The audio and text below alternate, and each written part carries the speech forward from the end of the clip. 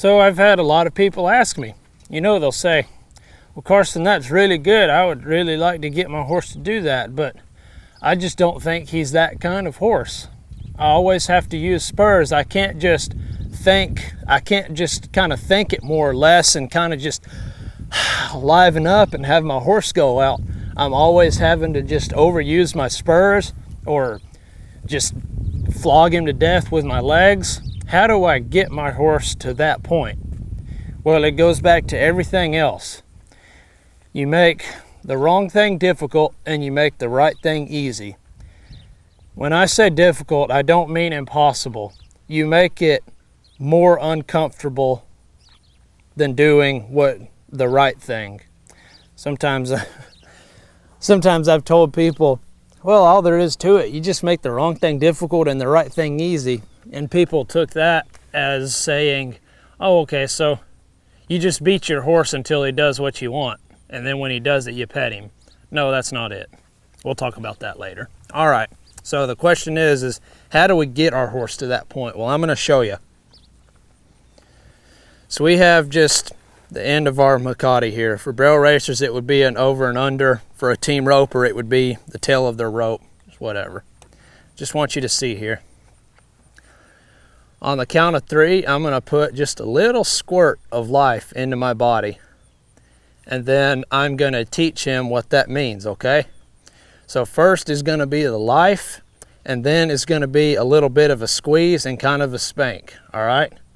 On the count of 3, 1, 2, 3. Here goes the life.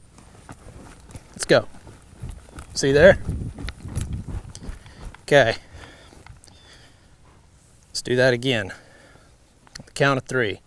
1, 2, 3. Life. Come on. See that? On the count of 3. 1, 2, 3. Oh, did we see that?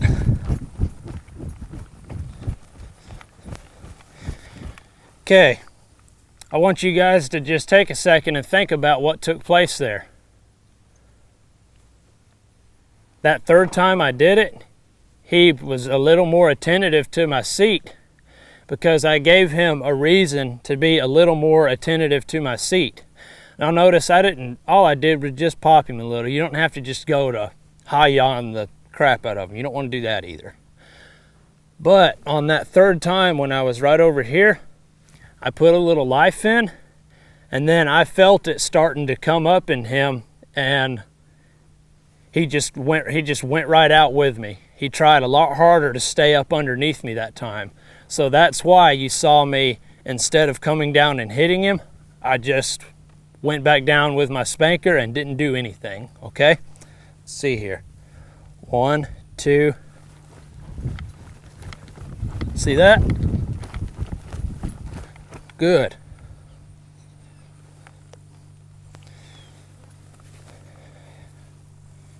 Now see if we can do it without that.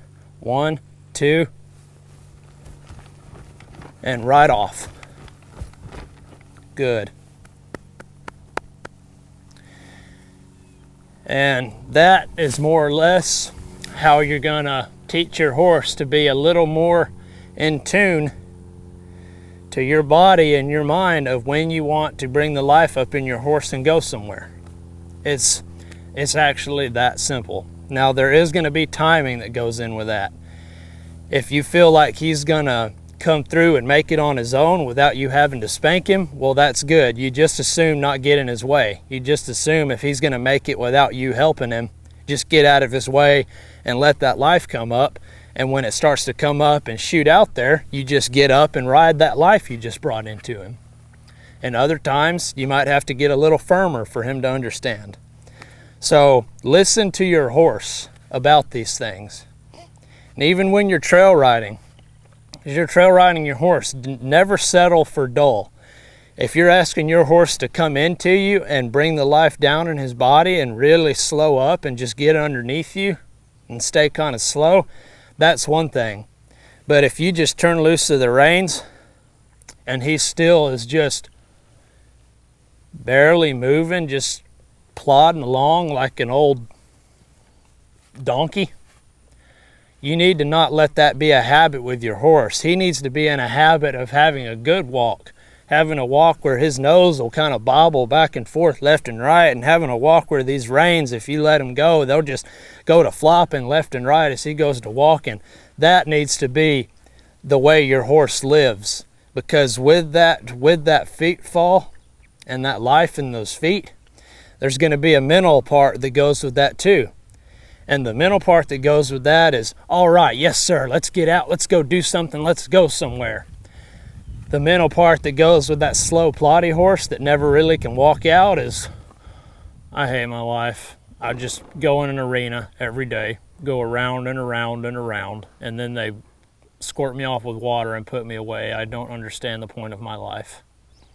Get out and ride your horses. So many people these days, they've forgotten to just ride their horses sometimes. Arena work is good and all. You've got to do dry work. You've got to back them through their turns, back them up, side pass them, bend them, flex them, move the haunches in, move the shoulders in, do all of that stuff. But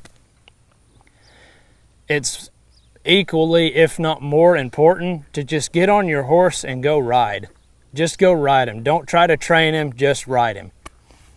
And that in itself will make a totally different horse in the end.